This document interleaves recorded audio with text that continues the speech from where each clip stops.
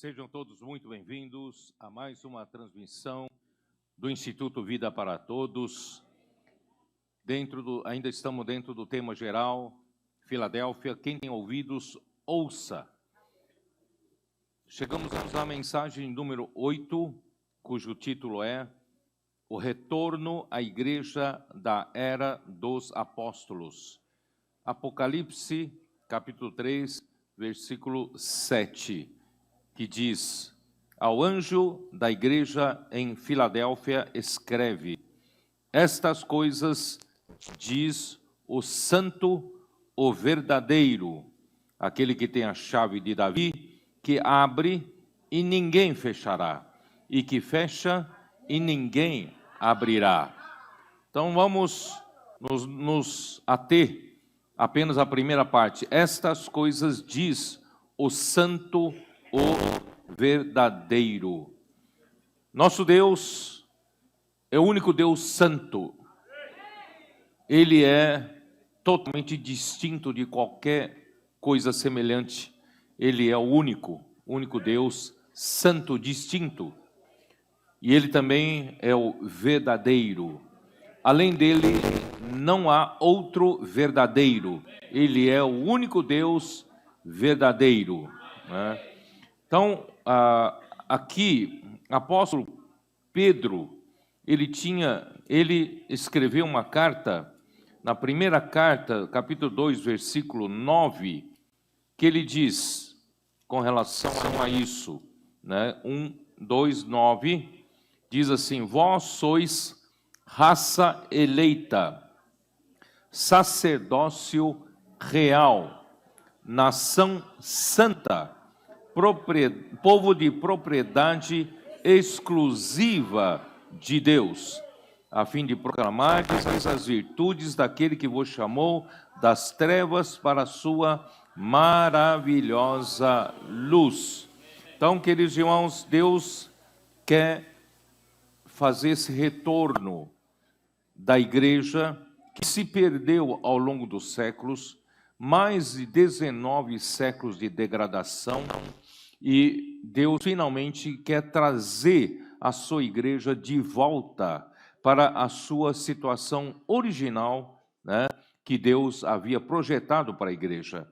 E nós já falamos que o inimigo de Deus, ele percebeu que a obra de Deus era feita por meio da palavra, né, que ele confiava em cada era a um apóstolo, ao seu profeta.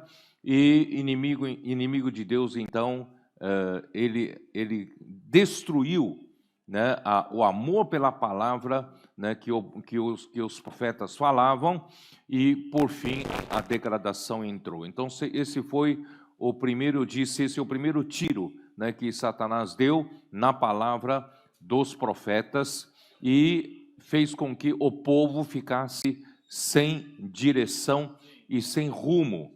É por isso que nós lemos ontem, né, um povo que rejeita a revelação de Deus se torna uma nação sem ordem, porque não tem direção e não tem governo. Deus governa a sua igreja por meio da palavra. E aquele que obedece à palavra de Deus é feliz. Feliz porque nós temos ordem, nós temos governo, nós temos direção, né? Então vocês não sabem, queridos irmãos, o quanto é precioso estarmos debaixo desse governo maravilhoso de Deus. A felicidade toda estampada no rosto de todos aqui, irmão, não é só porque nós somos um povo feliz por natureza, não. Nós somos felizes, irmãos, porque nós estamos debaixo do governo de Deus. Nós temos a palavra que, né, nos dá direção, irmãos, e nós estamos o quê? Cheio da luz da palavra, que nos dá oportunidade de praticarmos a palavra. Graças ao Senhor por isso. Então, o primeiro tiro que Satanás deu na palavra profética se acertou, iniciou a degradação. E o segundo tiro, eu já disse, no começo do segundo século, né, introduziu-se a hierarquia na igreja através das obras dos nicolaítas. Quer dizer, então havia um grupo, né, da igreja que se considerava superior aos demais. Esses demais são leigos, não entendem nada sobre a palavra de Deus, sobre os assuntos, né, de serviço a Deus. Só eles são especialistas. Então, com o tempo, formou-se, né, hierarquia na igreja, o clero e os leigos. Isso destruiu, né, a função dos membros do corpo de Cristo. E o terceiro tiro foi dado com relação ao dinheiro. O homem não sabe lidar com dinheiro. Satanás, ele é muito sutil. Ele acaba, né, através do dinheiro. O dinheiro é uma necessidade humana, é uma necessidade de sobrevivência, uma necessidade para nosso sustento. Portanto, ele usa essa arma para nos dominar, né? E tanto é que na Bíblia nós vemos claramente, não vou falar em detalhes hoje, que a avareza é uma idolatria. Nós acabamos adorando o Deus Mamon, o Deus das riquezas, e ficamos debaixo do seu domínio. Por isso, irmãos, se nós não nos libertarmos disso, né, nós vamos ainda continuar na degradação, que é o terceiro tiro que Satanás deu, é assalariar, né, o clero. Os clérigos são assalariados. Quem assalaria acaba tendo, né, domínio sobre quem é assalariado. Por isso, queridos irmãos, o Senhor quer fazer o retorno ao estado original da igreja, né, que Ele projetou. Tá? Então, graças ao Senhor, por isso Ele começa falando com a igreja em Filadélfia. Aquele que fala é aquele que é o santo e o verdadeiro. Tá? Vocês sabem que por desobediência de um só homem, né, nós perdemos esse contato com Deus Santo, certo? Romanos capítulo 5, versículo 19. Romanos 5, 19, como diz: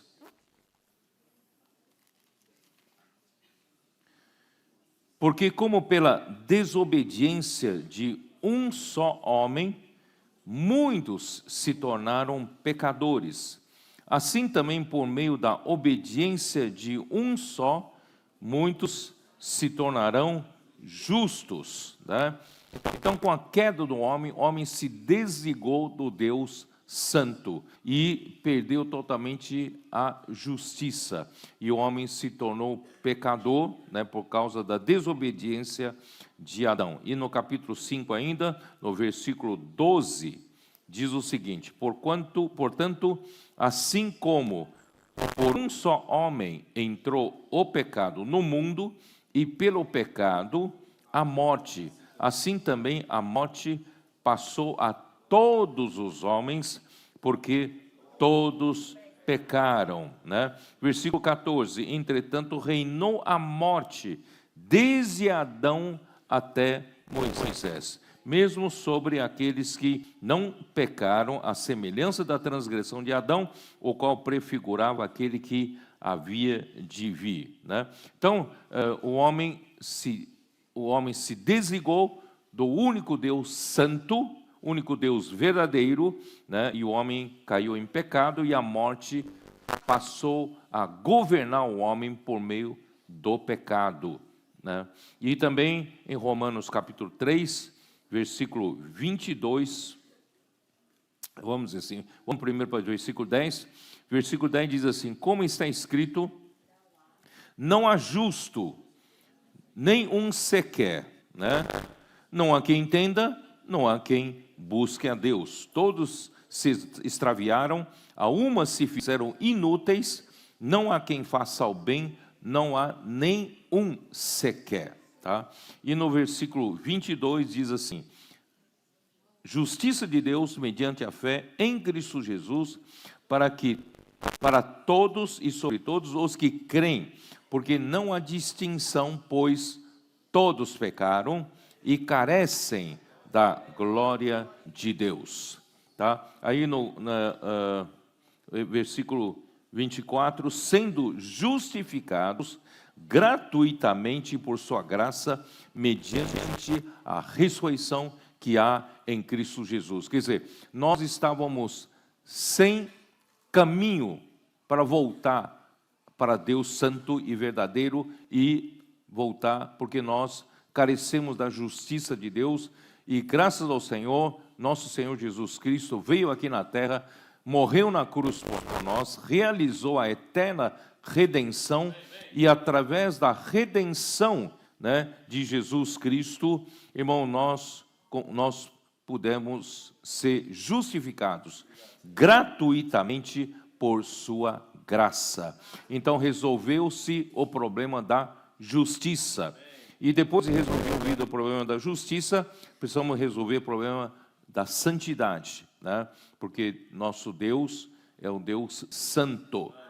E 1 Pedro, capítulo 1, versículo 16, como diz? 1 Pedro 1, 16. Porque escrito está: sede santos, como eu sou santo. Sede santos, como eu sou santo. Então, uma vez justificado pela fé em Cristo, o homem recebe em seu espírito a vida de Deus e a sua natureza santa. O seu espírito, então, é santificado. No entanto, a sua alma ainda precisa ser santificada, porque nosso Deus é santo. Não sei se vocês entenderam tudo isso que eu estou falando. O homem, pela transgressão de Adão, o homem se desconectou de Deus, e nessa desconexão o pecado entrou no homem, e a morte também entrou no mundo, e a morte passou para todos os homens, e todos pecaram, e todos carecem da glória de Deus. Então o homem estava fadado, destinado à morte eterna, condenação eterna. Mas graças a Deus, Deus enviou seu Filho Cristo, né, e morreu por nós, e efetuou a justiça de Deus por nós na cruz, derramando o seu sangue precioso em nosso lugar. Então, a nossa justificação, irmãos, não é pelas obras, assim como a igreja em Tiatira permitiu que a profetisa, né, Jezabel, pregasse mentiras. E a mentira é que dizia que o homem, né, para ser justificado, o homem precisaria, tá, cumprir certas regras, exigências de penitência, né, e aí surgem todas as formas de deformações, e que se podia fazer a venda de indulgência papal para diminuir a penitência dos pecados, e também até a igreja, entre aspas, tinha essa autoridade de perdoar, né, se você comprasse indulgência. Se a igreja perdoar, estaria perdoado. Se a igreja, né, conceder salvação para um, a igreja estaria concederia. Quer dizer, toda aquela deformação que havia na igreja em Tiatira deu muitos poderes papais, né, para controlar as nações, controlar o povo. Até os reis tinham medo, né, da autoridade papal, porque se o Papa, né, declarasse, né, que algum rei fosse excomungado da igreja, esse rei está fadado a ir para o inferno, para todo sempre, né? Então a igreja tinha essa autoridade. É por isso que aí veio a reforma. A reforma, né, trouxe essa luz, que a justificação não é pelas obras, a justificação é o quê? Pela fé em Cristo Jesus. Tá? Então essa foi a luta da reforma. Muito bem. Então, mas uma vez justificado, irmãos, o homem precisa entender que ainda tem mais um passo. Esse próximo passo é a santificação, porque Deus é santo. Mas é importante vocês todos entenderem que no dia em que você creu em Jesus, você ganhou uma posição santa.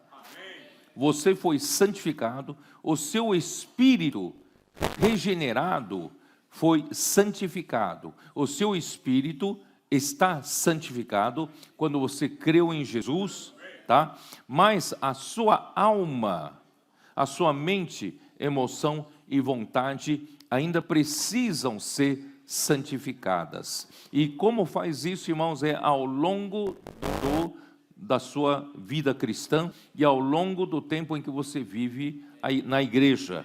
Então Deus, através da palavra, eu vou explicar isso, Deus, através da palavra, vai santificando também a sua disposição. Isto é, você não só foi transferido, por exemplo, esse copo aqui, ó, estava no mundo, mas um dia você aceitou Jesus e você creu no Senhor Jesus. Então, o sangue de Jesus, né, efetuou a redenção e você, pela fé em Jesus, você foi justificado.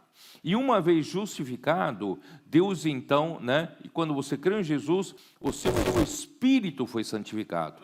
E não só seu espírito foi santificado, Deus te transferiu do mundo, do lugar comum, para a casa de Deus. Então, essa transferência fez com que você tivesse uma posição santa. Você estava no mundo, foi feita uma transferência para Deus, para a casa de Deus, então você agora tem uma posição santa. Houve uma santificação de posição, uma santificação posicional, né? Um boi que estava no arado, no campo, é um boi comum no mundo, mas quando o boi é trazido para o altar de Deus, para ser sacrificado, esse boi então é transferido para um lugar santo. Entenderam? Então, houve uma mudança de posição em nós estamos no lugar santo. No entanto, a nossa alma precisa também de uma transformação disposicional. Precisa realmente o Senhor transformar, santificar a minha mente, a minha emoção, minha vontade, tá? Eu vou explicar com calma, tá? Não precisa se preocupar, vocês vão entender, né, quando eu terminar aqui. Então, irmãos, nosso Deus, Ele é um Deus santo. Eu já li isso com vocês em João capítulo 17, não é isso? Vou lembrar vocês aqui, ó. João 17, versículo 3. Vocês se lembram ou não? Não, né? Não se lembram, né? Os adolescentes não se lembram? João 17, 3. E a vida eterna é esta: que te conheçam a ti. Quem é o Senhor? Ele é o único Deus verdadeiro, né? E a Jesus Cristo a quem enviasse. Então, nosso Deus é um Deus único, verdadeiro, tá? Ó Senhor Jesus.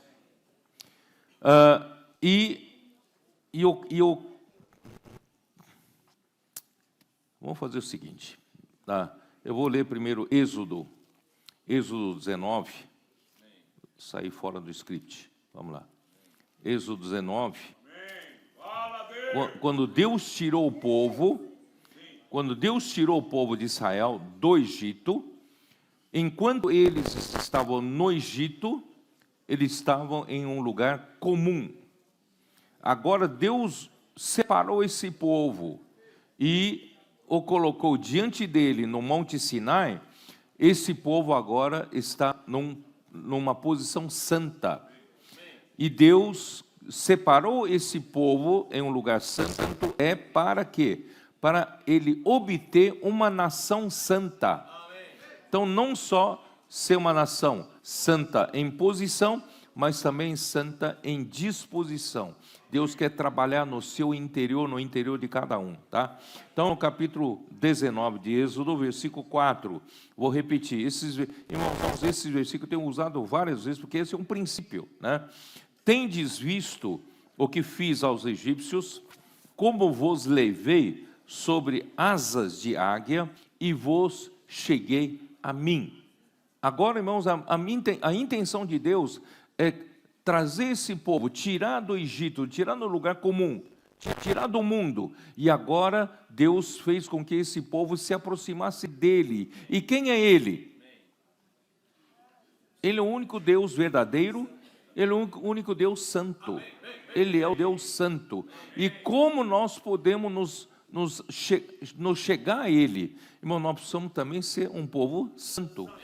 Por isso Pedro fala, sede santos como eu sou santo. Tá? Então, agora, pois, se diligentemente ouvides a minha voz. Aqui já nos dá uma dica.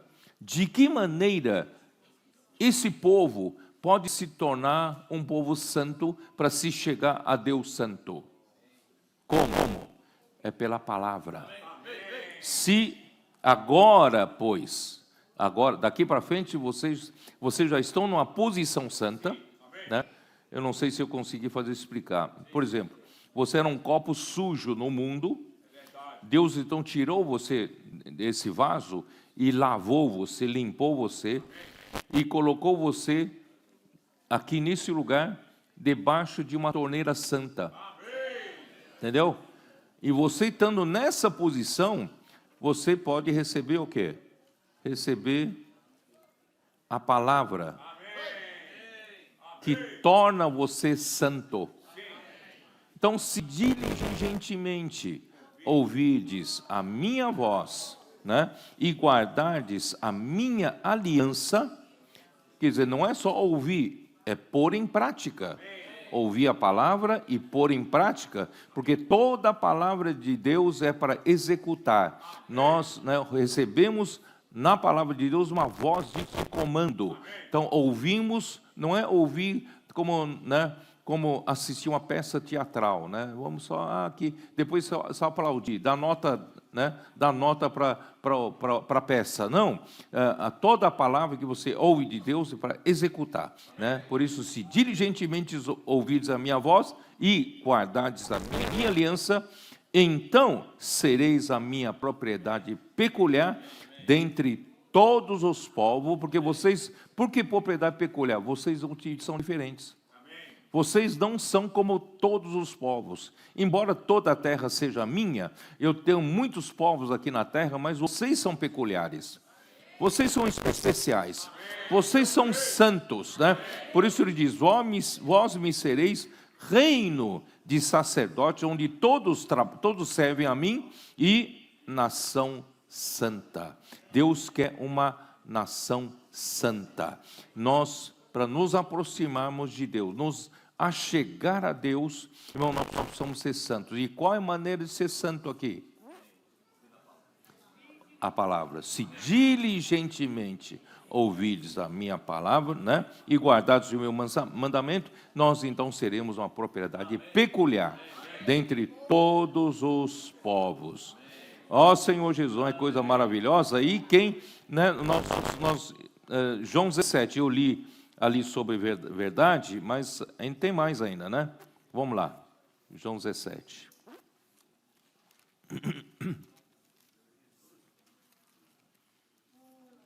João 17.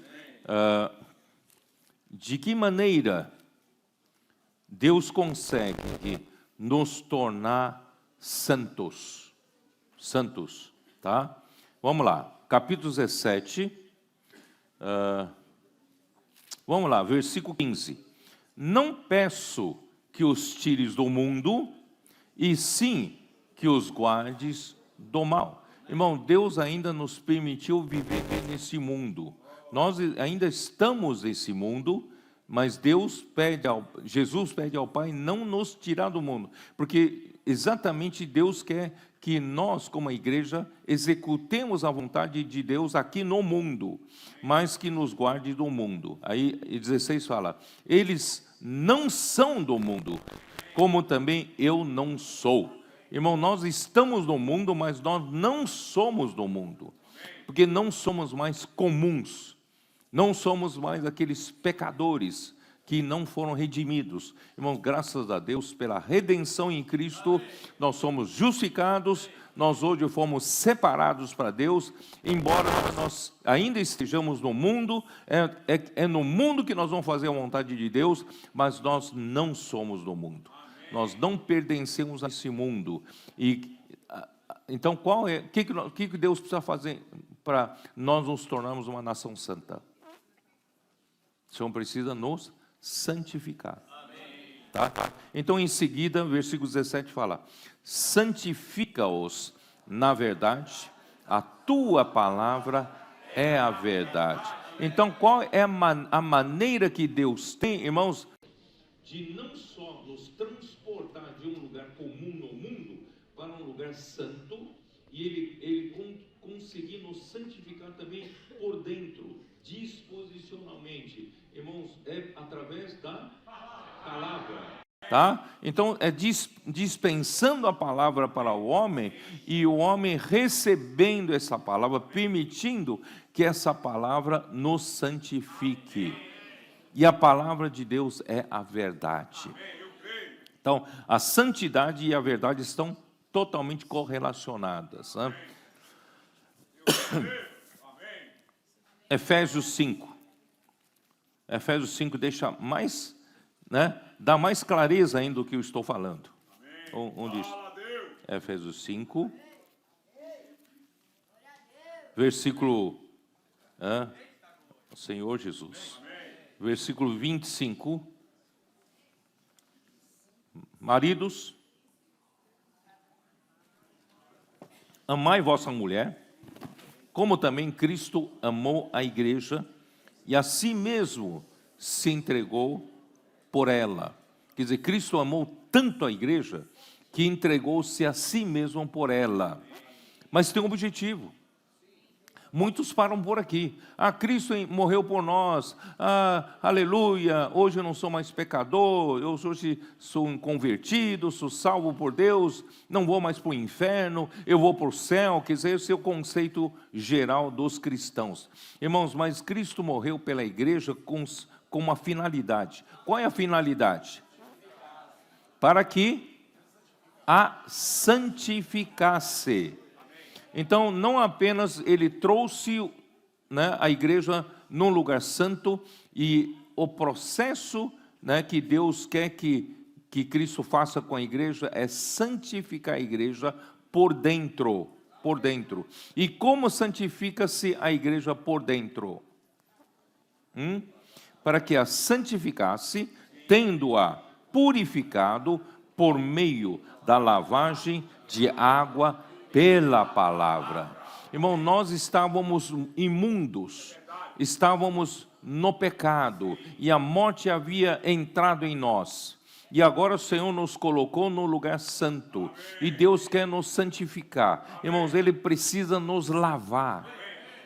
Então, a água faz as duas funções. De um lado, irmão, nos santifica, trazendo o elemento santo de Deus, mas, por outro lado, vai nos lavando dos elementos da morte, do pecado, da impureza. É ou não é? Não é exatamente o sangue faz no seu corpo? A corrente sanguínea é a palavra profética, né, que faz circular a vida no seu corpo, de um lado, levando os nutrientes e oxigênio para todas as células do seu corpo, em outras palavras, levando a vida e natureza santas para cada membro do corpo de Cristo, por meio da palavra.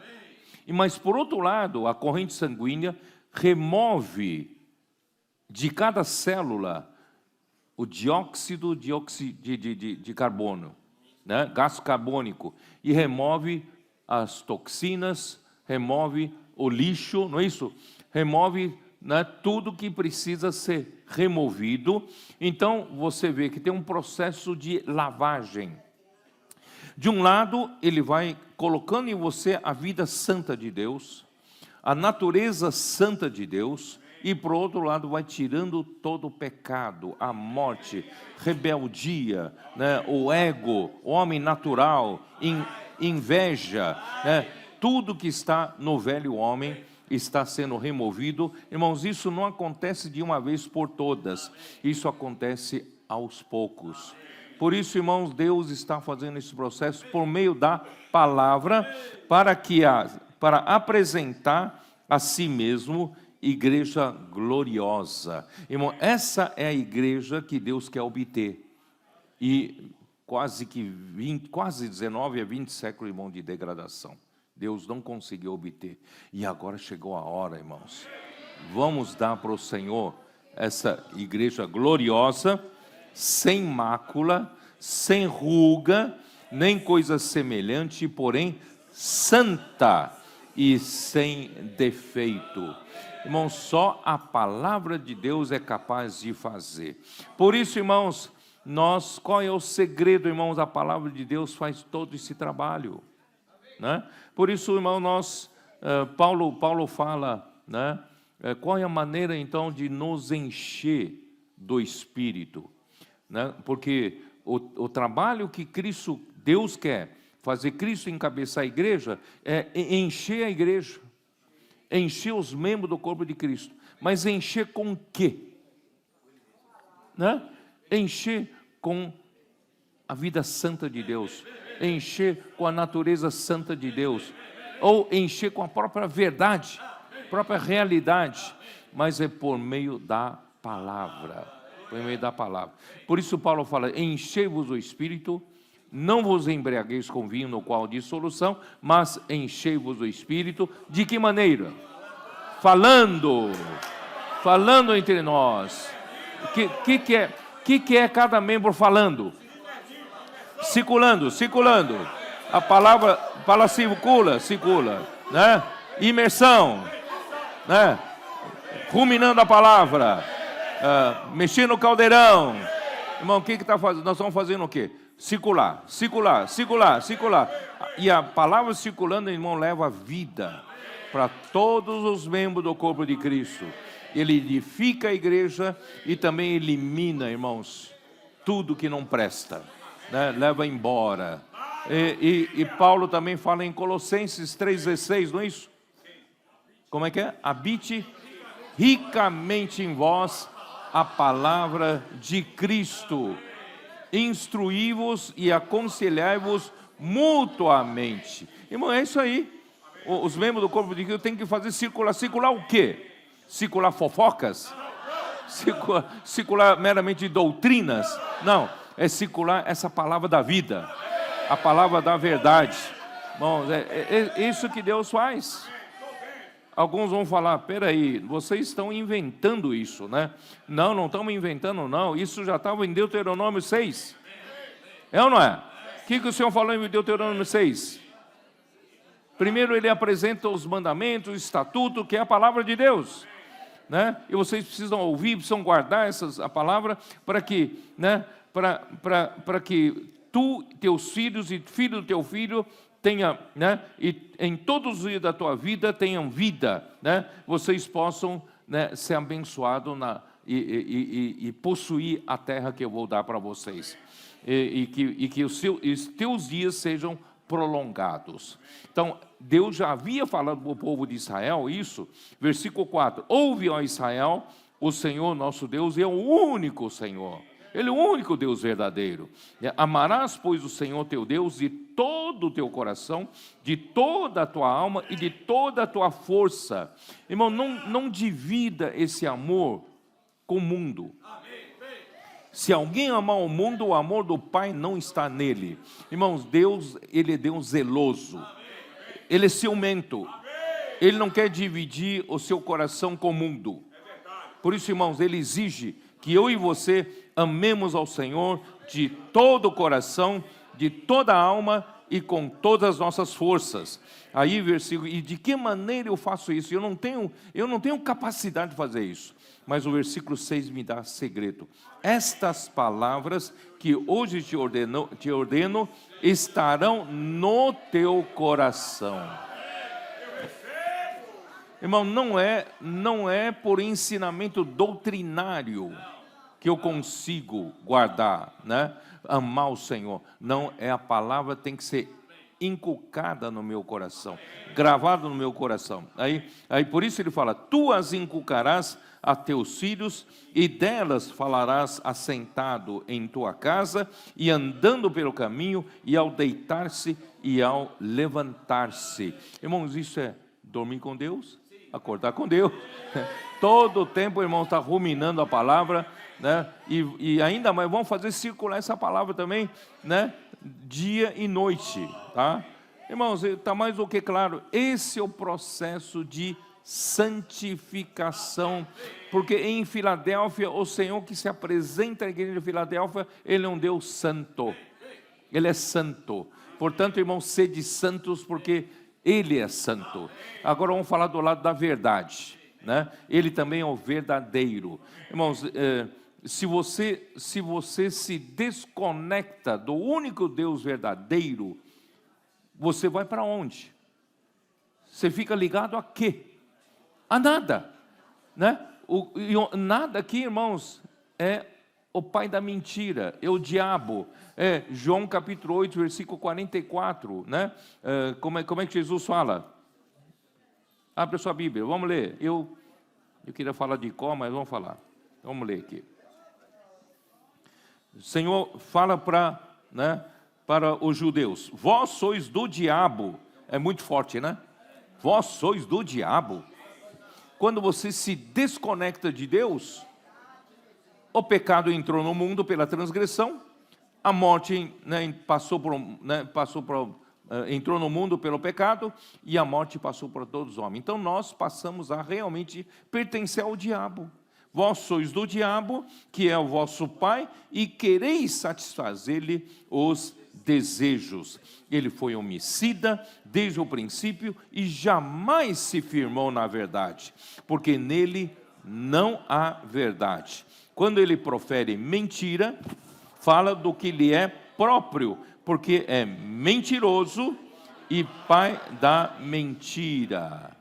Irmãos, quando não estamos conectados ao único Deus verdadeiro, você só pode estar conectado à mentira, conectado ao pai da mentira. Irmãos, e no pai da mentira não há verdade, porque ele jamais se firmou na verdade. Deus deu oportunidade para Lúcifer, lá no começo, deu oportunidade para ele, mas ele jamais se firmou na verdade. Por isso, irmãos, vamos nos firmar na verdade, nos conectar no Deus verdadeiro. E qual é a maneira, irmão, de nós sermos conectados ao Deus verdadeiro e receber a verdade, para tirar ainda resquícios de mentira em nós? Irmão, nossa vida da alma ainda está cheia de vazios, mentiras, não é isso? Falsidade, né? Aquilo que às vezes não faz com que alguém pense que é espiritual. Né? Alguns que têm muito conhecimento bíblico, ele acha que ele é espiritual. Irmão, é mentira. Nós, irmãos, temos ainda muitos vazios dentro de nós, muita coisa do homem natural, né? Muita inveja, egoísmo, né? Avareza, amor ao mundo. Nós temos tantas coisas que o Senhor precisa eliminar de nós. Por isso, irmãos, qual é a maneira de Deus fazer isso? Deus precisa encher a sua igreja com Cristo. Mas falar encher a igreja com Cristo ainda é muito doutrinário, né? Antigamente falavam muito, Cristo, vamos nos encher de Cristo. Ainda é muito doutrinário. Encher de Cristo é encher do quê? Encher da verdade. Encher da verdade. O que é encher da verdade? É para expulsar todo o vazio, não é? Tudo que ocupava um espaço que não seja a realidade. Irmão, por isso que durante 19 séculos, Deus tanto torceu para ter uma igreja genuína, cheia de realidade. Paulo fala em 1 Timóteo capítulo 3, 15, é isso? O que é a igreja? Como a igreja? O que a igreja deve ser? Em 1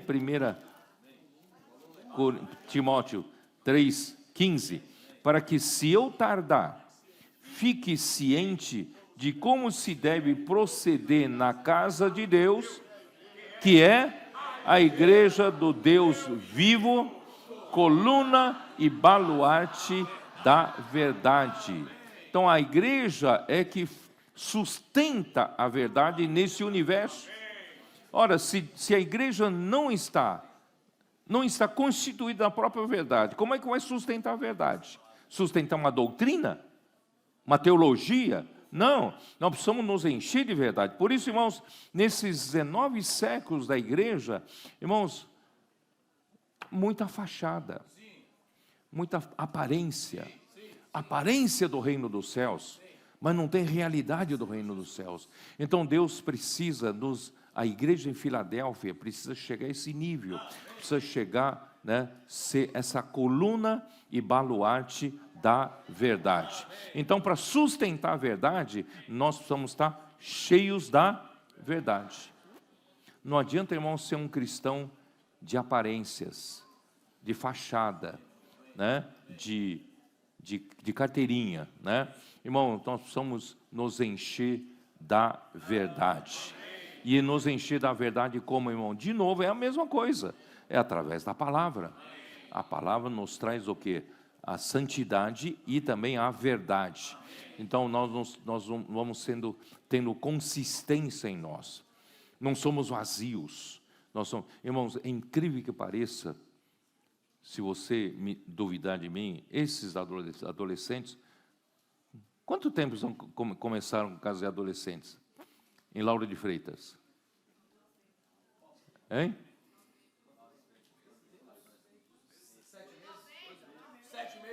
7 meses. Em Salvador, menos tempo, né, Edson? 5 meses. 5 meses. Me dê mais meio ano. Você vai olhar para esses adolescentes que estão fazendo imersão na palavra, amam a palavra, tomam nota da palavra, reouvem a palavra. Irmãos, me dê mais meio ano, você vai perceber a diferença na consistência que eles vão ter. Eles não estão apenas, né, absorvendo doutrinas. Eles estão permitindo que a verdade seja depositada neles. Talvez eles nem percebam, mas o que eles estão fazendo, estão praticando, irmãos, imersão na palavra, não é isso? Eles estão fazendo o quê? Permitindo que a verdade seja depositada neles. Pouco a pouco, pouco a pouco. Irmãos, né, eu falo isso, sabe, como é que fala? Porque eu sei disso, porque já tem adolescentes há quase 1 ano fazendo isso. Eu percebo consistência neles. Eles são constituídos. Eles têm muita consciência. Não despreze a mocidade, não. Desculpe falar, alguns deles têm mais realidade do que muitos religiosos. Por isso, irmão, não desista, irmãos, da imersão na palavra, né, fazer com que a palavra seja inculcada no seu coração. Irmão, isso vai fazer toda a diferença.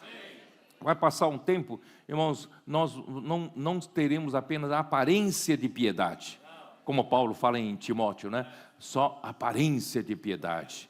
Irmão, desculpa falar, tem gente que engana os outros. Ele é espiritual. Oh, irmãos, vamos orar, né? Vamos esperar em Deus. Então, irmão, isso é só aparência de espiritualidade.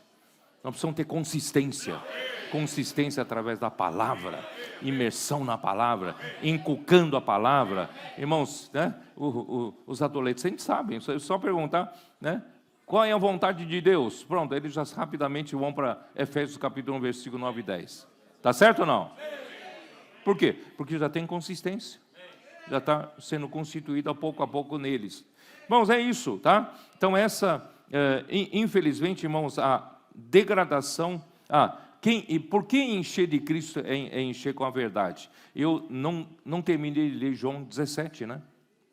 Então, João 14. João 14, como diz? Hein? João 14. João 14. Versículo 6, como diz? Respondeu-lhe Jesus: eu sou o caminho, e a verdade, e a vida, e ninguém vem ao Pai, senão por mim, porque o Pai é o único Deus verdadeiro, Ele é o único Deus santo. Ninguém vai chegar até o Pai, que é santo, que é verdadeiro, que não seja por meio de Jesus, porque Jesus é o caminho, Ele também é a verdade para você se ligar ao Pai, né? E ele também é vida. Essa vida, ele é a vida é a vida santa, a vida com a natureza santa de Deus. Portanto, irmãos, se você se encher de Cristo, você estará se enchendo de vida, estará se enchendo da própria verdade, da realidade. Irmão, você tem um caminho livre para chegar ao Pai. Esse Pai, ele é o santo e ele é o verdadeiro, tá? E infelizmente, irmãos, a degradação entrou, né? Afastou a igreja do verdadeiro, encheu-a de mentiras. Isso me refere a 2 Timóteo 3,15, que eu acabei falando de cor, né? 2 Timóteo, vamos dar uma olhada, 2 Timóteo 3,15, porque a degradação afastou a igreja do verdadeiro, 3,5, né? 3,5, tá? Afastou a igreja do verdadeiro e encheu-a de mentiras, falsidades e vaidades, né? E Sardes não foi capaz de completar o seu trabalho, e Laodiceia só possui a aparência de piedade e não tem um poder, não tem o seu poder. Dá uma olhada aqui no 2 Timóteo 3,5. Tendo forma de piedade, negando-lhe, entretanto, o poder. Foge também destes. Só mostra uma panca de espiritual, né? Aparência de espiritual. Oh, como eu sou espiritual. Mas, irmão, não tem poder. Não tem poder. Só tem aparência de piedade. Irmão, nós precisamos do poder da palavra. A palavra nos traz poder. A palavra de Deus, tá? Ó Senhor Jesus. Por isso, irmãos, Deus precisa encher a igreja. Efésios 3, 17 e 19, né? Como diz? Efésios, vamos lá. Efésios 3. Né? E assim, habite Cristo no vosso coração. Quer dizer, não é apenas receber doutrina no nosso coração. Irmão, permita que Cristo faça morada no seu coração. O seu coração é composto pela consciência, que faz a ligação do Espírito com a sua alma, e que é a sua mente, emoção e vontade. Então, permita que Cristo habite no seu coração, né? Ele faça morada na sua mente, né? Na sua emoção e também na sua vontade. E dessa forma o quê? Pela fé, estando vós arraigados e alicerçados em amor, quando você deixa Cristo habitar no seu coração, irmão, pode ter certeza, Deus, o quê? Arraigou, você lançou raízes em Deus, raízes de amor, né? Raízes no amor e também de amor, porque, irmãos, Deus é amor. Deus faz, através de Cristo, chegar esse amor de Deus até nós. Irmão, toda a obra de Deus é feita com a base no amor. Sem amor, a obra de Deus não existe. Então, graças a Deus, Deus é amor e nos arraiga em amor em toda a sua obra, a fim de quê? A fim de poderes compreender com todos os santos qual é a largura, o comprimento e a altura e a profundidade. Aqui não fala de quê? Irmãos, nós entendemos que é a própria dimensão de Cristo. A largura, o comprimento, a altura, profundidade. Irmãos, não são dimensões físicas. A gente muitas vezes pensa logo na dimensão física. Qual é a largura? Quantos mil quilômetros? Né? O comprimento, quantos mil milhas? Irmão, aqui não está se falando de dimensões físicas. Essas dimensões são dimensões da eternidade. Na outra dimensão, na dimensão de Deus. Por isso, irmãos, nós sozinhos, nós não conseguimos entender nem na nossa lógica e nem individualmente. Graças a Deus, irmãos, quando nós somos inseridos no corpo, com a experiência do corpo, todos nós juntos, buscando o Senhor, inculcando com a palavra, irmão, nós vamos conseguir ser levados para outra dimensão. Por isso que nós cantamos aí, a vida da igreja, a igreja está em outra dimensão, né? Eu quero ser transportado para outra dimensão. Irmãos, as coisas de Deus não são limitadas, eu já disse, a esse mundo visível. E a fé é um portal que faz com que você passe dessa dimensão física, né, de tempo e espaço, para outra dimensão, a dimensão de Deus celestial e espiritual, que é uma dimensão da eternidade ilimitada. Tá? Então, irmãos, nós só vamos conseguir, né, conhecer essa dimensão juntamente com todos os membros, irmão, como eu sou apenas um membro. Por isso, irmão, nós precisamos viver essa vida da igreja com os irmãos. Esse viver da igreja, irmãos, é que nos faz ir para outra dimensão. Por isso, essa alegria toda é porque estamos sendo transportados, atravessando aquele portal, nós estamos indo lá na dimensão da eternidade, experimentando coisas que nessa dimensão não se experimenta. Né? Então, irmãos, nós estamos compreendendo com todos os santos essa dimensão de Cristo e conhecer o amor de Cristo. E o amor é uma coisa intangível, mas nós conseguimos conhecer, sabe, nessa outra dimensão, conhecemos o amor de Cristo que excede todo entendimento, porque a nossa mente lógica não entende, né? E que excede todo entendimento é para quê? Qual é a finalidade de tudo isso? Não é como alguns dizem, para dizer, eu sou espiritual, eu conheço toda a Bíblia, eu sou isso, eu sou aquilo. Não, é para que sejais enchidos, sejais tomados de toda a plenitude de Deus. Irmãos, o objetivo de Deus fazer tudo isso conosco, enquanto nós vivemos aqui como igreja, é para quê, irmão? O que Deus está fazendo? Deus está nos enchendo de Cristo, enchendo da sua vida santa, enchendo da sua verdade, da sua realidade, nos enchendo até o quê? Até a plenitude de Deus. Então, quando a igreja chega nesse nível de plenitude de Deus, irmãos, Deus então consegue usar a igreja como instrumento para quê? Aí, tá vendo? Ó? Eu não falei que os irmãos sabem, para encabeçar todas as coisas. Porque aí, quando a igreja chegar no nível de encabeçar, ajudar Cristo a encabeçar todas as coisas, é quando a igreja chega ao nível de ser a plenitude daquele que a tudo enche em todas as coisas. Efésios 1, 23.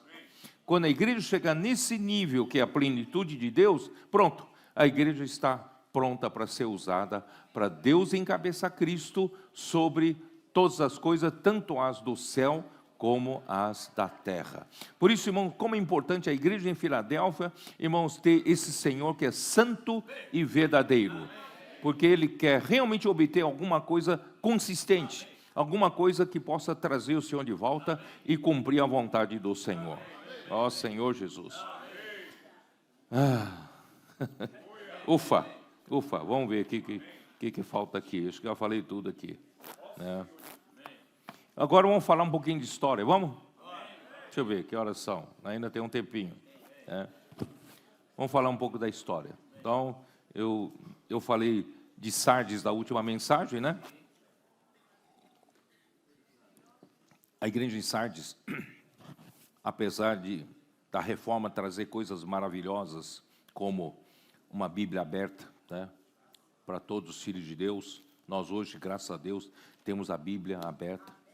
Mas apesar de ter trazido a Bíblia aberta e também restaurada uma verdade fundamental, que é a justificação pela fé, mas, irmãos, a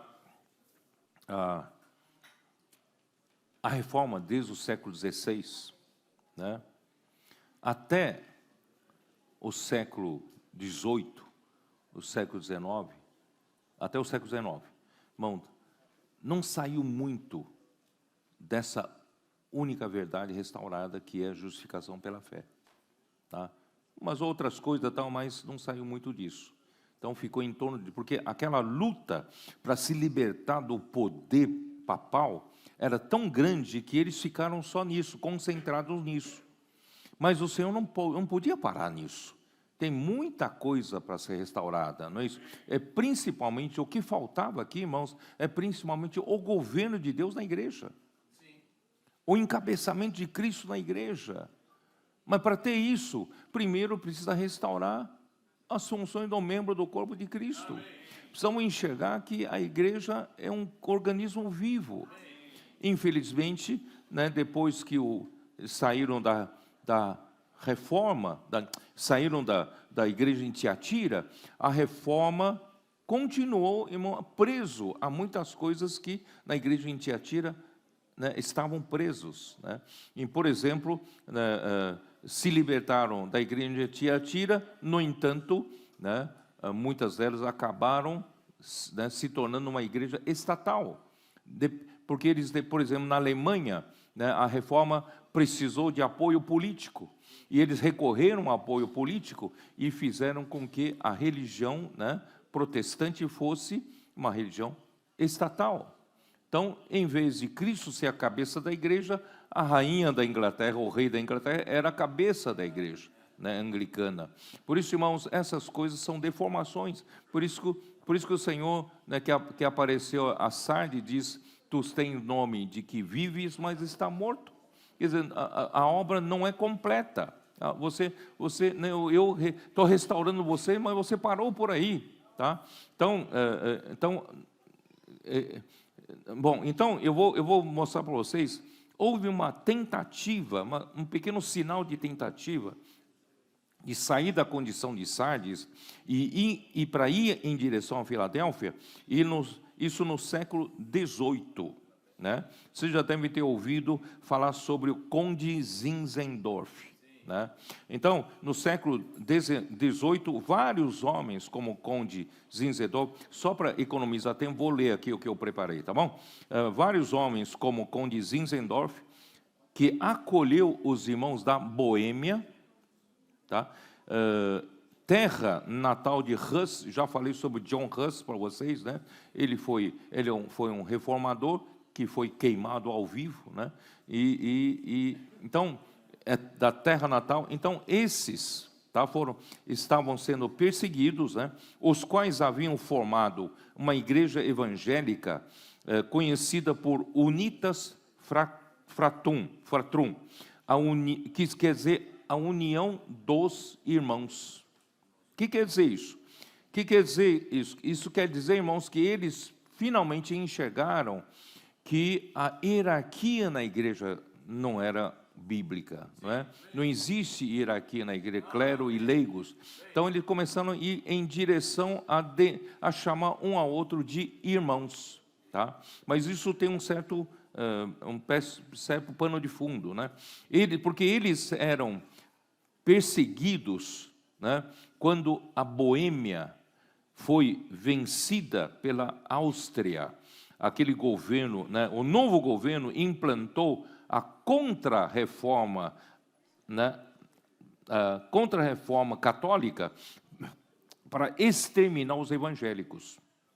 Por isso, eles fugiram daquela região, né, da Boêmia, e se refugiaram, né, nesse lugar que Zinzendorf havia preparado. Então, vou contar um pouco. Zinzendorf nasceu numa família de alta sociedade em Dresden, na Alemanha, no estado de Saxônia. Em sua propriedade em Herrnhut, no leste da Alemanha, onde irrompeu um avivamento morável dos morávios, né, que foram para lá, e gerou profundos desejos de santificação e dedicação missionária. Então, houve um pequeno sinal, sabe? Um pequeno sinal. Ele já procurava reavivar os membros de Sardes. Já os membros da igreja de Sardes, depois de alguns séculos, já estavam frios. Através de pequenas reuniões de estudo bíblico e oração, vistas como eram chamadas de igrejinhas dentro da igreja, né? Ecclesiolae in Ecclesia, movimento liderado por Spener.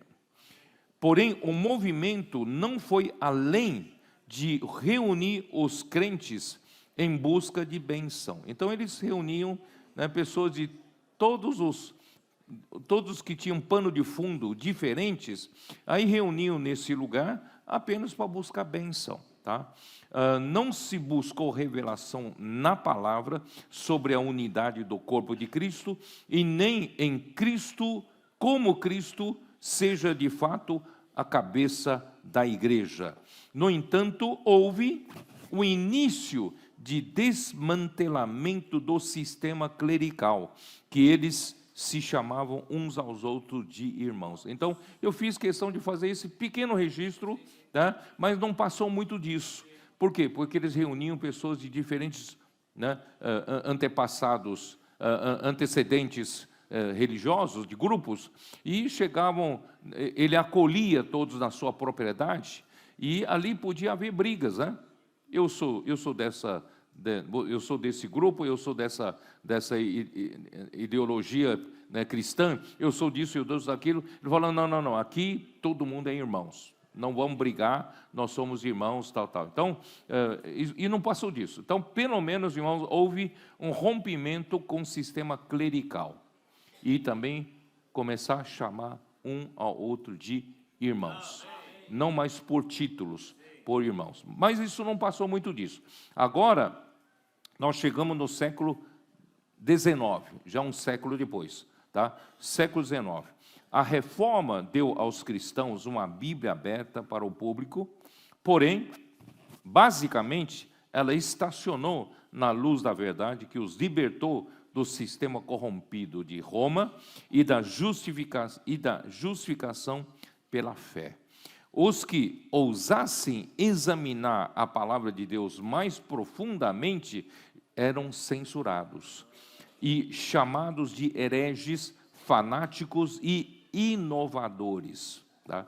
Então, os que vieram depois de Lutero permaneceram associados com o sistema eclesiástico de seu país, tendo seus governadores como sua cabeça. Quer dizer, continua ligado a um Estado, tá? E os que saíram dos sistemas eclesiásticos, os que não estavam ligados a algum Estado, instituíram vários grupos cristãos que tinham a mesma opinião em alguns pontos doutrinários, tais como batismo, ceia ou governo da igreja. E assim, irmãos, cada instituição diferenciava-se das outras pela sua própria confissão de fé. Cada grupo tinha a sua própria confissão de fé e a adoção de uma denominação com organização própria, separando-se umas das outras. Aí começou a ter várias denominações, várias divisões no meio do protestantismo, tá? Porém, na primeira terça parte do século XIX, Deus operou nos cristãos uma melhor compreensão a respeito da unidade entre os cristãos, a unidade do corpo de Cristo, do qual Cristo é a cabeça. Então, finalmente, irmão, no século XIX, começou a haver essa revelação, essa busca para saber, afinal de contas, a igreja o que é? A igreja é meramente uma instituição religiosa? A igreja é meramente um lugar para os cristãos se sentirem bem, para ter cultos? Não, a igreja é um organismo vivo. A igreja é o corpo de Cristo. Então, pelo menos, houve, né, um movimento nessa direção.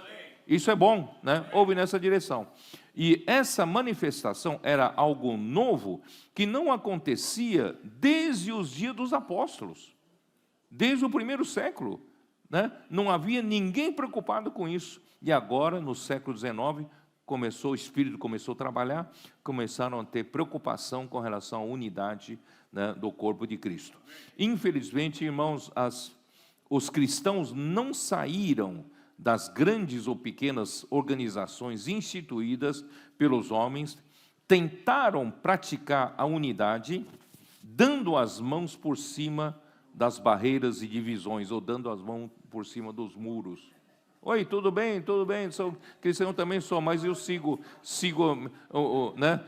minha confissão de fé, você segue a sua confissão de fé, não é isso? Então o século XIX também foi marcado por um século de missões, começaram a lançar missões, né? E essas missões alcançaram a China. Graças a essas missões, a China foi alcançada, Japão, África, viu, Ami? A África foi alcançada nessa ocasião, principalmente Uganda. Uganda foi alcançada nesse momento. Nova Zelândia, Tasmânia, Ilhas Fiji. Tá?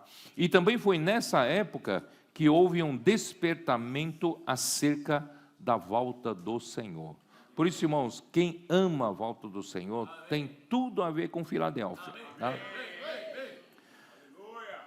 Assim, irmãos, foi surgindo um movimento chamado de Os Irmãos. No Brasil é conhecido como Irmãos Unidos. Tá? Mas eles, né, originalmente na Inglaterra, eles eram conhecidos só de The Brethren, né? Os Irmãos. Tá? Os Irmãos. Na verdade, não é que eles se chamavam disso, é que as denominações chamavam, né, eles dessa forma. Tá? Então, surgiu-se então esse movimento, e os líderes do movimento da Reforma negligenciaram as muitas verdades mais importantes da Bíblia e pensaram ser suficiente a verdade sobre a justificação pela fé em meio à superstição papal, à infidelidade e à imoralidade do clero romano. Quer dizer, a coisa era tão feia, né, por parte da igreja em Tiatira, e os reformadores acharam que, se libertando desse sistema tão maligno, né, e defendendo a justificação pela fé, era o suficiente. Não, a igreja não pode parar nisso, né? Então, o Espírito de Deus, então, despertou alguns nas Ilhas Britânicas, na primeira parte do século XIX, para estudar com maior profundidade as Escrituras Sagradas, para conhecer melhor a respeito das palavras da profecia. Onde está isso? Apocalipse 1:3. Dê uma olhada. Apocalipse 1:1 nós mostramos, eu acho que infelizmente eles não viram direito o 1:1, né? Porque o 1:1, irmãos, é que define como Deus governa a igreja. E não havendo a luz sobre o governo da igreja, continua havendo desordem, né? Mas pelo menos eles viram 3. O 3 aqui: bem-aventurados aqueles que leem e aqueles que ouvem as palavras da profecia e guardam as coisas nela escritas, pois o tempo está próximo. Então começaram a dar muita atenção às profecias e, né, a partir daí, irmãos, muitas revelações foram dadas para eles, né, por causa dessa busca pela unidade do corpo de Cristo, né?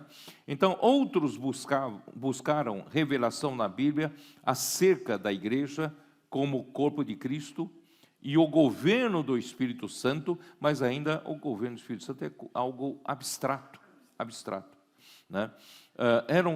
Eram todos, ou também buscar a igreja como noiva de Cristo, como se nunca havia falado já nesse meio, desde o tempo dos apóstolos até, né, o século XIX, não se falava mais sobre isso, mas agora estavam buscando, né, ver esse aspecto da igreja como a noiva de Cristo também. Todos esses itens eram totalmente novos desde a Reforma, ou até mesmo desde o período dos pais apostólicos. Esse interesse pelas verdades da Bíblia fez surgir as reuniões proféticas. Inicialmente compareciam tanto clérigos quanto leigos nessas reuniões, chamadas reuniões proféticas. E na Irlanda eram frequentadas principalmente pelos irmãos unidos, pelos irmãos. E também que são os que não seguiram o sistema clerical e tratavam-se uns aos outros só de irmãos, né? Então, com a luz da palavra de Deus, eles perceberam que não podiam permanecer no sistema religioso em que a reforma havia caído, a fim de dar testemunho da natureza celestial da igreja e da unidade da igreja de Deus. Então, irmãos, isso pelo menos trouxe de volta, né? Pelo menos nós estamos, né? A igreja estava voltando em direção a Filadélfia, né? Buscando a unidade do corpo de Cristo, entendendo a natureza celestial da igreja, e estavam indo nessa direção. No final do ano 1827, 4 homens começaram a se reunir em Dublin no dia do Senhor para partir o pão, como fazia na igreja primitiva. Eles estudaram por um tempo considerável e descobriram na palavra de Deus que o estado das coisas em que viviam não condiziam com a natureza e caráter da igreja de Deus. Tanto na igreja nacional, os que congregavam na igreja nacional, que era anglicana, eles estavam nas Ilhas Britânicas, ou tanto na igreja anglicana, como nos grupos dissidentes. Isso os levou a se separarem de todos os sistemas eclesiásticos existentes. Eles se separaram e os levou a reunir somente em nome do Senhor Jesus. Tá? Então, isso era muito forte neles. Nós nos reunimos só em nome do Senhor Jesus e sem nenhuma denominação, buscando a presença e a ação do Espírito Santo no meio deles, e empenhando em manter a unidade do Espírito no vínculo da paz. Então, alguns versículos que eles usavam muito, né, que Mateus 18, por exemplo, Mateus 18, versículo 20, que pautava um pensamento deles, né, 18, 20, que diz o quê? Né? Porque onde estiverem 2 ou 3 reunidos em meu nome, ali estou no meio deles. Então, eles pensavam, nós não precisamos estar debaixo de nenhuma denominação, né? Basta a gente estar em 2, 3 reunindo aqui, o Senhor, em nome do Senhor, o Senhor está presente. Então, esse era o pensamento deles, tá? E Efésios 4, 3 e 4 também, Efésios 4, 3 e 4. Esforçando-vos diligentemente por preservar a unidade do Espírito no vínculo da paz, há somente um corpo e um Espírito, e como também fosse chamados numa só esperança da vossa vocação. Então essa era a luta para tentando ver realmente como era a igreja, tá? Então eles estão pouco a pouco descobrindo, né, essas verdades. Então muitas, deixa eu ver aqui, ó. Entre eles destaca-se John Nelson Darby, com a sua primeira publicação com o título de A Natureza e a Unidade da Igreja de Cristo. O seu conteúdo serviu de base na época para o grupo, e tais princípios são observados até hoje pelos Irmãos Unidos, até hoje. Tá? Então, muitas verdades vieram à luz por meio de estudos bíblicos e conferências em diversas regiões da Inglaterra e no exterior, especialmente por Darby. Tá? No entanto, essa prosperidade não passou despercebidos pela cristandade, quer dizer, eles foram, de certa forma, mal vistos pelas denominações, pelos sistemas eclesiásticos instituídos naquela época, né, porque eles eram, por que vocês não têm denominação, vocês são diferentes, vocês não tem pastores no meio de vocês, não tem sacerdotes, vocês são irmãos, vocês querem ser diferentes. Então eles foram perseguidos na época, né? E no início foram objeto de curiosidade e de espanto, depois de consternação e por fim de hostilidade. O fato de não adotarem um nome como as demais denominações constrangeu a muitos. Parece que isso acabava definindo o erro dos outros, né? Não, denominação está errada, então nós não somos nenhuma denominação, e isso acabava condenando as denominações. Então eles eram perseguidos, e por isso eles foram denominados segundo o local onde se reuniam, ou segundo os homens que se destacavam entre eles. Por exemplo, o termo irmãos de Plymouth, você já ouviu em algum momento, né? Era usado para os irmãos que se reuniam nos arredores do porto inglês de Plymouth. Tá? Eles viram o erro do sistema clerical e passaram a chamar uns aos outros somente de irmãos, baseado em Mateus 23, 8. Eu já li isso uma vez, mas vamos lá ver. 23:8. São esses versículos que pautaram, né, a atitude deles. 23:8. Vós, porém, não sereis chamados mestres, porque um só é vosso mestre, e vós todos sois irmãos. Nós somos irmãos, né? Por isso, irmãos, entre nós não tem títulos. Tem pastores? Tem pastores. Tem mestre entre vós? Tem mestre. Mas não usamos como título, né? Como função, tá? Senhor Jesus, vamos lá. Onde estou? Vós, porém, né, já li, e preconizavam o que estava escrito em Mateus 18:20, né, já li isso, né? Porque onde estiverem 2 ou 3 reunidos em meu nome, ali estou no meio deles. Por isso rejeitavam qualquer organização formal de uma denominação cristã. Eles acreditavam na presença e na ação soberana do Espírito Santo, na palavra do Senhor, baseados em João 16, né, 7 a 14. Vamos lá, João 16.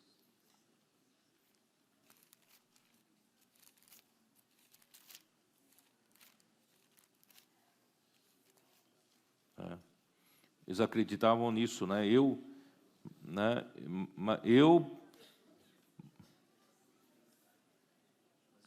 Mas eu vos digo a verdade, convém-vos que eu vá, porque se eu não for, o Consolador não virá para vós outros, se porém eu for, eu vou-lo enviarei, né? Então, irmãos, claro, eu não vou ler até o versículo 14, tá? Então, só para vocês verem que eles tiveram essa visão de que Cristo, né, morreu, e o Espírito foi enviado, e o Espírito é o Espírito da verdade, que nos guiará a toda a realidade, tá? Então, essas pouco a pouco foram as visões que eles tiveram, e, no entanto, irmãos, faltava-lhes a visão de que a palavra revelada teria de vir de um canal autorizado por Deus para trazer ao povo de Deus a voz de comando. Então, estava faltando a voz de comando.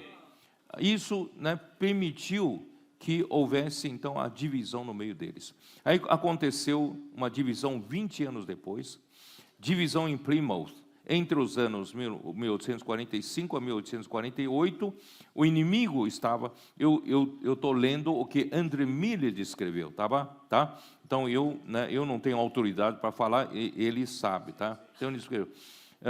O inimigo estava trabalhando silenciosamente através de Newton, um dos primeiros obreiros em Plymouth, seguiu um curso distinto dos demais.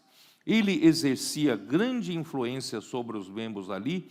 Depois de um tempo disfarçado, passou a minar e neutralizar as verdades ensinadas pelos irmãos, promovendo a entrada rastejante do clericalismo que gradualmente cresceu até se tornar um sistema definido.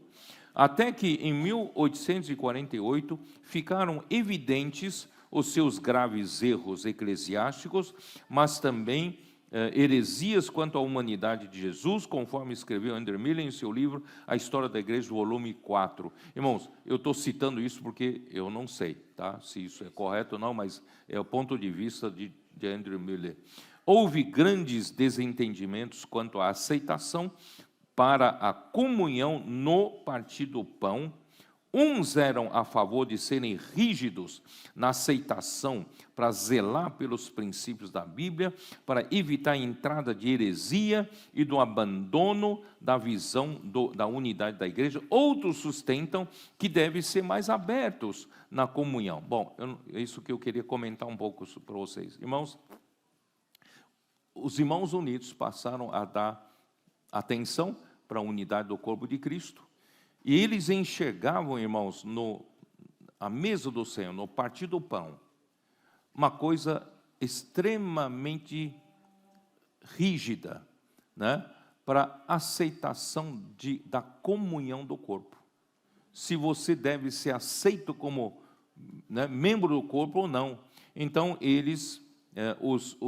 daí então surgiu essa divisão. há uns que, né, do lado de Darby, precisamos ser mais sérios para admitir de nós partirmos do pão juntos. Então, essa herança dá tanta importância para o partir do pão, né, chegou até nós. Entendeu? Aí que você vê nós ficamos extremamente influenciados por isso, né? A partir do pão aí, tanto é que uns ficam brigando por outro. Eu já tenho estabelecer mesa do Senhor, você está partindo pão de divisão, aquela coisa toda, né? Então, irmãos, isso tudo surgiu dos irmãos unidos, tá? Então alguns então preconizavam que para eu aceitar você para comunhão, né, da mesa do Senhor, então eu preciso ter certeza que você tem a visão do corpo. Você, né, não vai aceitar nenhuma doutrina que eu acho que é heresia, né, que é isso ou aquilo. Então, eles se tornaram um grupo chamado de irmãos exclusivos, irmãos mais fechados. E o Newton levou, né, era mais aberto. Então, são os irmãos, né, mais abertos. Aí aceitava mais coisas, aceitava de tudo. E todos podem participar da comunhão. Então, eles davam muita importância à chamada comunhão, que é o partir do pão. Tá? E o que aconteceu? Os que permaneceram fiéis ao princípio original dos irmãos, seguiram sendo conhecidos como the brethren, ou seja, os irmãos, buscaram reservar a honra da cabeça e da sua mesa, submetendo-se à palavra e à vontade de Deus. Eles foram chamados de irmãos exclusivos. E ninguém que defende ou sustenta os pontos de vista de Newton deve ser recebido em comunhão. Quer dizer, se você faz parte, né, do partido de Newton, não vamos aceitar você no partido do pão. Entendeu? Então, houve essa cisão, essa divisão entre eles. Quer dizer, até mesmo uma busca na união do corpo de Cristo conseguiu segurar a divisão. Então, vocês veem que ainda não é por aí. Ainda falta alguma coisa, não é isso? Então, os irmãos que seguiram, né, a Newton foram chamados de irmãos neutros ou irmãos abertos por causa da sua neutralidade com relação à igreja, pela adoção de uma linha independente, né, à igreja. Irmãos, talvez na próxima mensagem eu ainda vou citar um pouco sobre isso, mas eu quero dizer para vocês, irmãos, que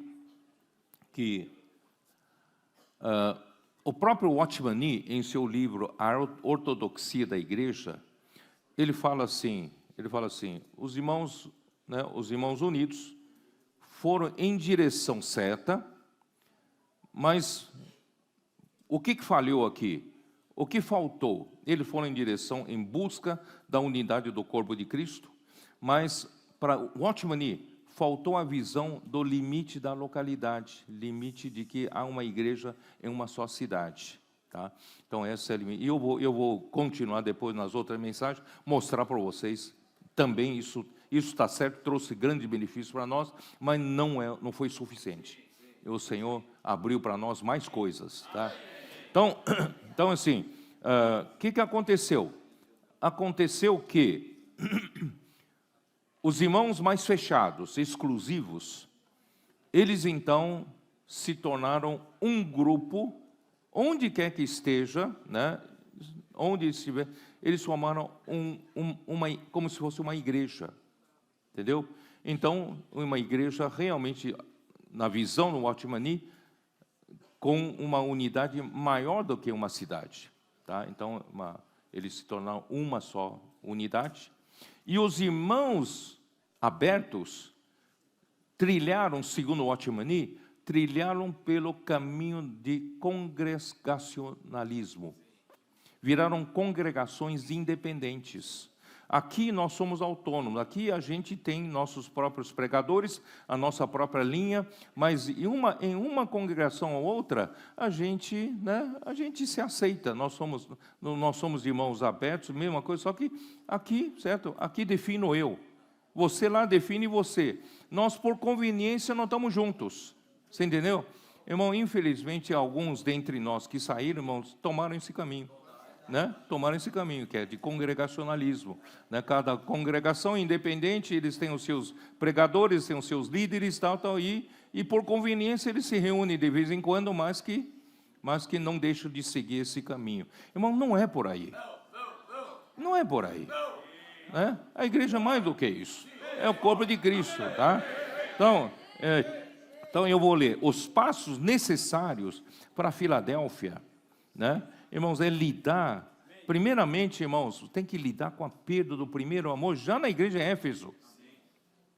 Apocalipse 2:4, não é isso? Dá uma olhada. Apocalipse 2:4. Por que começou a degradação? Tudo começou com a perda do primeiro amor, né? 2:4. Tenho, porém, contra ti que abandonaste o teu primeiro amor. Quer dizer, a igreja em Filadélfia, a igreja em Éfeso, aparentemente estava tudo bem. Legalmente falando, praticava tudo bem, mas faltava o primeiro amor. E por que faltava o primeiro amor? Agora nós entendemos. Irmãos, é a palavra. A falta desse amor reverente à palavra e crer que a palavra traz o governo de Deus e que a palavra faz a obra de Deus. Olha o amor que nossos adolescentes têm pela palavra, irmãos, é digno de louvor e de nós seguimos. Irmãos, esse amor pela palavra de Deus é que gera o primeiro amor entre eles. O primeiro amor que é o melhor amor pelo Senhor. Sabe? Eles são loucos pelo Senhor. Nossos meninos aqui são loucos pelo Senhor. Você não percebe isso? São simples. Não tem minhoca na cabeça. Não tem questionamento. Eles amam a palavra. Eles têm um primeiro amor. Até outro dia, né, eles não eram ninguém. Ficavam trancados cada um no seu quarto, vendo o celular, jogando joguinhos, não é isso? Né? Não tinha futuro nenhum. E agora, irmão, de repente, eles amam tanto a palavra, é isso? A palavra pauta a vida deles, e eles amam, eles têm um primeiro amor pelo Senhor. É ou não é? Ou estou falando uma coisa que não é verdade? Não é? Então, irmão, quando você perde o primeiro amor, é porque você já perdeu o apreço pela palavra. Você não acredita mais, o apóstolo Paulo era usado para trazer a palavra que fazia a vontade de Deus. Né? Você não crê que João era usado para trazer uma palavra da vida, né? A palavra da verdade. Irmãos, é por aí que se perde o primeiro amor. Tá? Então, primeira coisa, tem que restaurar o amor pelo ensino dos apóstolos, que é Atos 2:42. Tem que restaurar essa linha, irmãos. É o ensino dos apóstolos. Por isso, essa questão, irmãos, os irmãos unidos terem restaurado por meio de várias conferências, estudos bíblicos, ou reunião profética, né? Para quê? Porque o Senhor ainda estava usando nessa transição eles para trazer à tona, à luz, muitas verdades. Estava trazendo. Então, eram necessários esses muitos estudos bíblicos, né, reuniões proféticas, para poder essa luz começar a vir. Mas, irmãos, quando restaurar o ensino dos apóstolos, irmãos, não é mais assim que se atua. Não sei se eu estou sendo claro, né? Imagina só, depois tem o ensinamento dos apóstolos, mas também entre nós tem vários estudos bíblicos livres.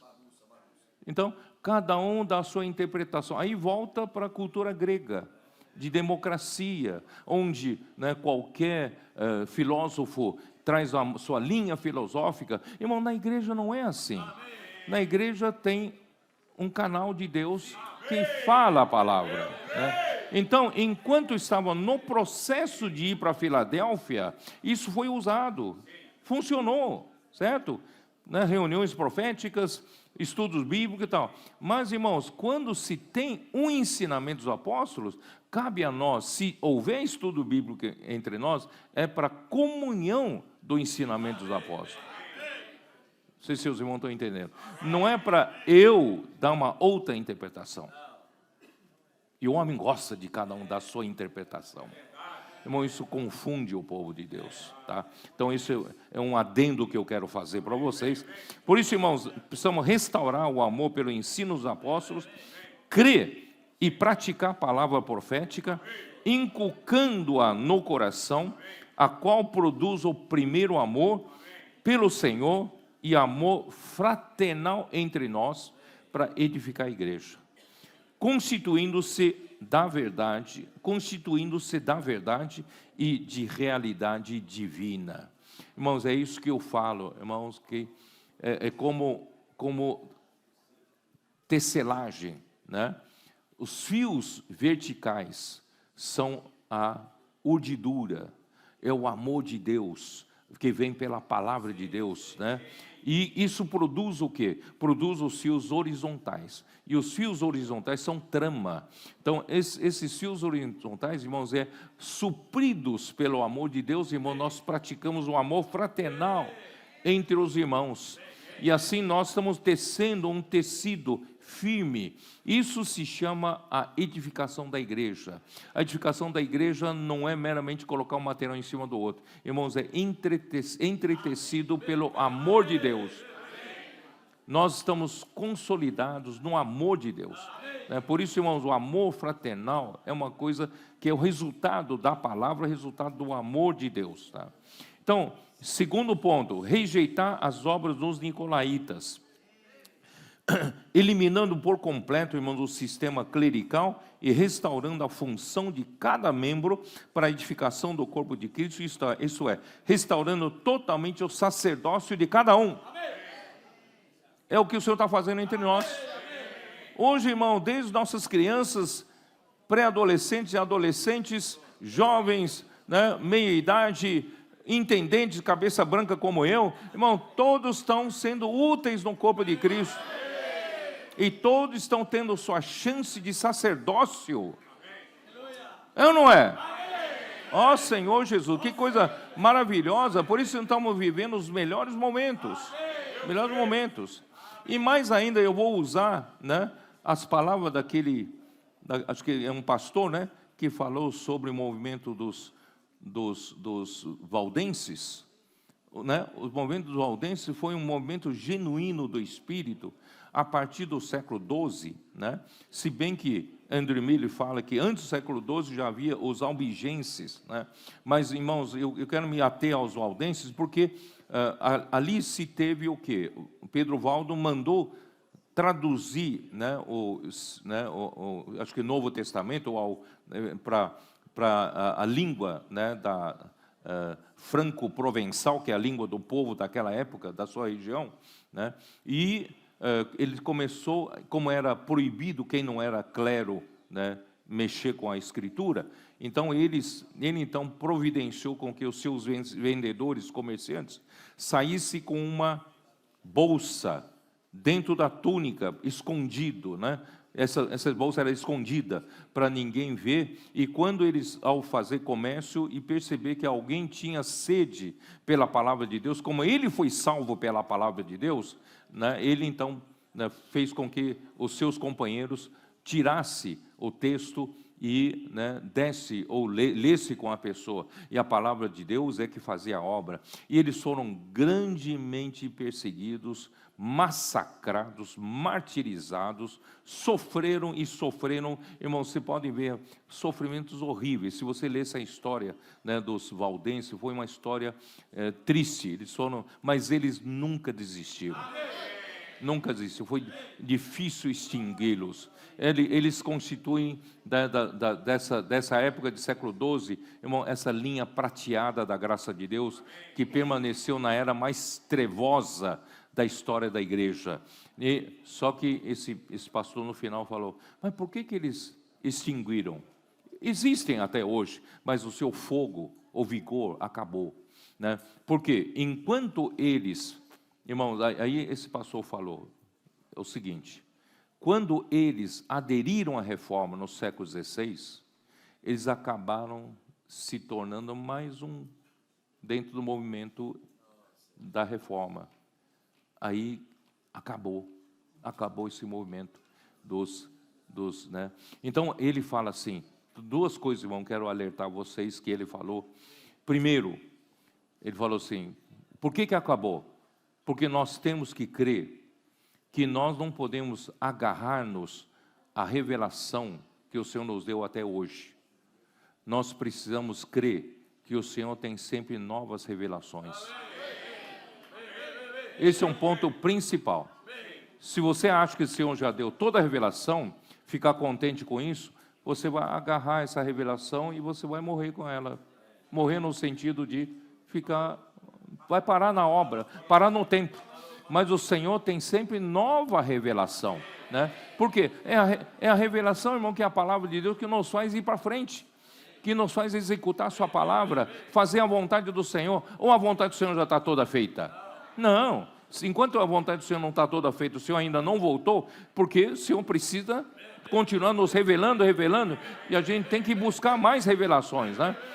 E em segundo lugar, irmãos, ele fala, quando acaba o vigor evangelístico, irmão, também acaba a força da igreja.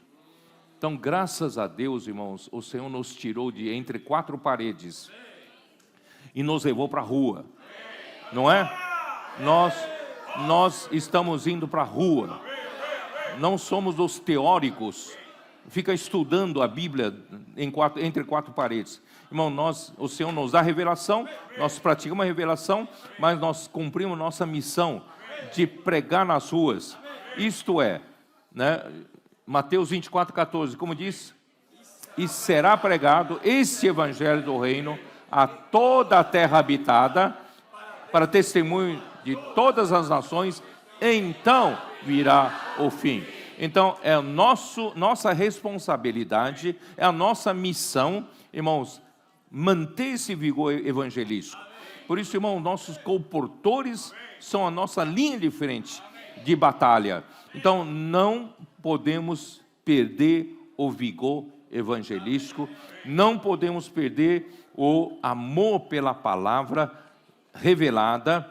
E, irmãos, nós temos que sempre, né, restaurar, ajudar os irmãos a restaurar a função dos membros do corpo de Cristo. O sacerdócio, irmãos, é para todos. Ninguém deve substituir ninguém. Nós temos que dar oportunidade para todos. Ainda antes da reunião, irmãos, eu estava conversando com a Mi e Maurício, né, e Jones. Nós, nesses dias que a gente está com vocês, não pense que a gente está aqui de bobo, não, tá?